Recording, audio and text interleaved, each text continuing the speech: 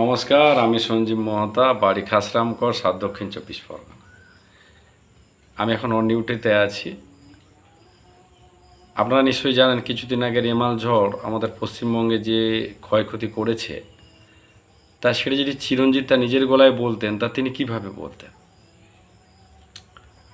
এই রেমাল, আর তুই মানুষের এত ক্ষতি করতে পারলি রে?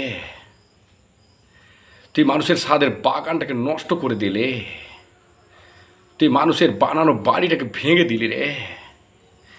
তোর একটুকু দুঃখ কষ্ট যন্ত্রণা হলো না রে? রেমাল, তুই যদি মানুষ হতিস না, তোকে মানুষ পিটিয়ে রুমাল বানিয়ে ছেড়ে দিত রে। তোর দাপটে গাছ ভেঙে মানুষের উপর পড়ে গেল রে। তুই মানুষের জীবন কেড়ে নিতে পারলে, তোর একটুকু যন্ত্রণা কষ্ট হলো না রে? আরে বাগান গেলে বাগান পাওয়া যায়, বাড়ি ভেঙে গেলে বাড়িও বানানো যায় রে। কিন্তু মানুষের জীবন গেলে, সেই জীবন আর ফিরে পাওয়া যায় না রে।